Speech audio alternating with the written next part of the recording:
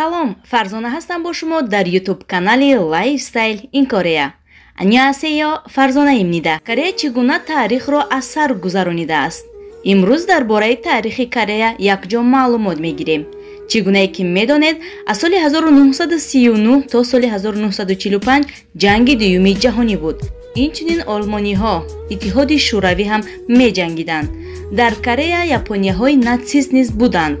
Баъд аз ҷанги дуюми ҷаҳонӣ Корея аз нав эҳё шуд, вале Иттиҳоди Шӯравӣ Кореяи Шимолиро идора мекарду Амрико бошад Кореяи Ҷанубиро. Июни соли 1950 Кореяи Шимолӣ пешниҳоди сулҳ кард ва фазо хеле беҳтар шуд. Аз ҳамин лиҳоз Кореяи Ҷанубӣ аз ин пешниҳоди хуб каме осуда шуд.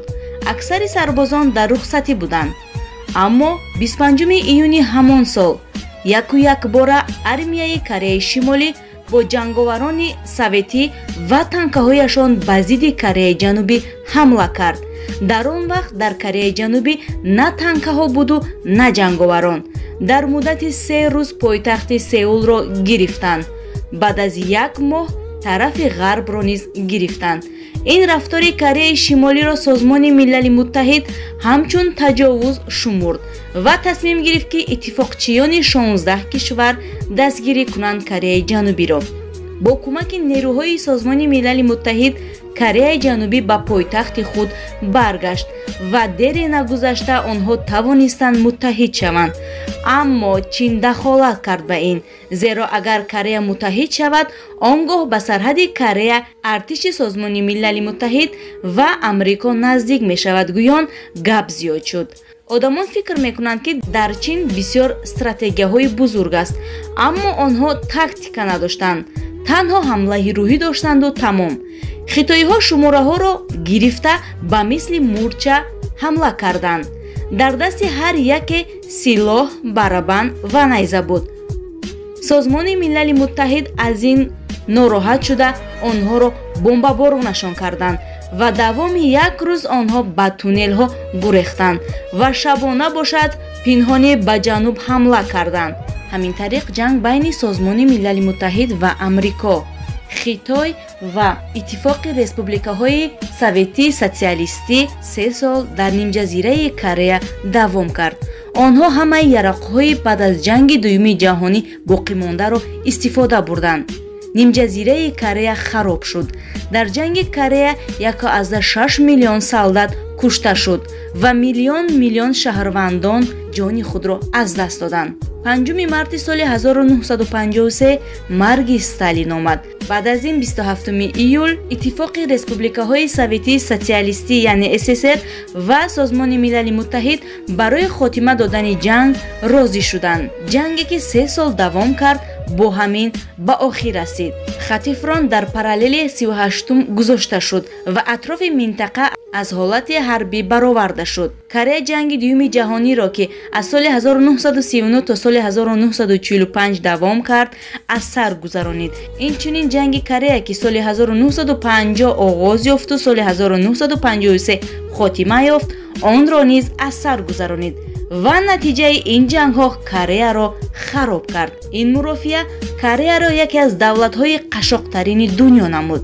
Корея қаламрави хурд ва ҳеҷ захирае надошт. Бо чунин қашоқӣ то соли 1960 бо кӯмаки Иёлоти Муттаҳидаи Амрико зинда монданд. Баъдан Амрико аз кӯмаккунии худ ба Кореяи Ҷанубӣ даст кашид ва мардуми Кореяро маҷбур сохт, ки худашон роҳи зиндагиашонро ёбанд. Ҳамин тавр ҳам шуд. Коре ки ҳеҷ инсон намехоҳад кунад, конкан яъне шахтёр ва ҳамшираҳои шафқат, ки беморонро парасторӣ мекунанд, чунин коргарон ба Олмон яъне Германия лозим шуд ва ин шонсро истифода бурданд. Дар оғоз 500 нафар коргар равон карданд. Баъдан 46 000 нафар аз эълонашон истифода бурданд. Аз сабаби бекории ҷавонон ва маоши баланди кор, Корея коргарони беҳтаринашро равон кард. Шумо чӣ фикр доред? Дар соли 1960 баъд аз ҷанги дуюми ҷаҳонӣ мардуми кишварҳои камбизоат дар хориҷа сайр мекарданд? Албатта ки не. гарчанде бисёри онҳо азоб кашиданд, бисёрашон вафот карданд, вале бо шарофати онҳо кореягиҳо тавонистанд дар чунин шароити паст хӯранду зинда монанд. бо пули онҳо ки бо арақи ҷабин ва хун ба даст оварда буданд, кишвараш индустриализатсияро рушд дод. тавонистанд дар ана ҳамон ҷойҳое ки дар ҷанг хароб шуда буд, заводҳо кушоянд. соли 1964 амрико дар ҷанги Ветнам иштирок кард. ҳамин тавр амрико ба Корея кӯмак хост ва талаб кард ки нерӯҳои ҷангӣ тайёр кунад ва инчунин хоҳиш кард ки Корея низ дар ҷанг иштирок кунад ва амрико ба Корея кӯмаки иқтисодӣ дод. дар ин ҷанг низ бисёри ҷавонон ҷони худро аз даст доданд ва бо шарофати онҳо ҳам кишвар бори дигар рушди технологияро ба даст овард.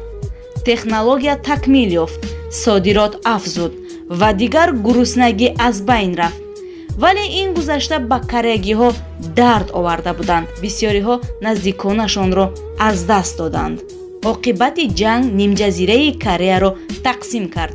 Кореяи ҷанубӣ ва Кореяи шимолӣ ва оилаҳо ба ҳар гӯша сарнагун шуданд. дар он вақт смартфон ва айфай аз куҷо буд?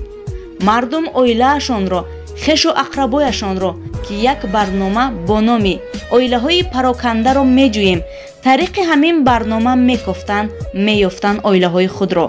ин барнома кӯтоҳ буд, вале бо шарофати ин барнома ҳар рӯз 1000 оила омада дар барнома иштирок мекарданд. бисёриҳо плакатро гирифта номнавис мекарданд ва дар даст гирифта интизор мешуданд. хушбахтона 10,000 оилаи пароканда аз ин барнома ҷамъ карда шуд.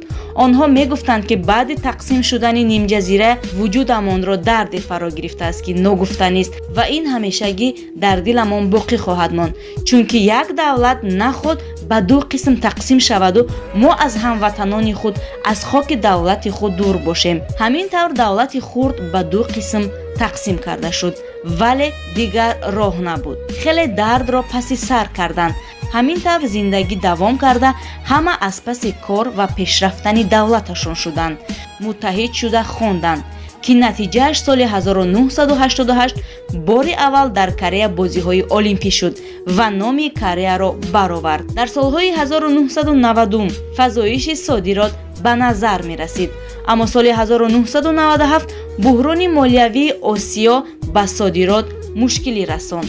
иқтисоди давлатӣ ба амал омад, яъне ҳукумат қарз гирифт ва буҳрони иқтисодияшонро ба охир расониданд ва он гоҳ мардум ба ҷамъоварии чаллаҳо ва тилло оғоз карданд ва бо ҳамин Корея қарзи гирифтаашро баргардонид.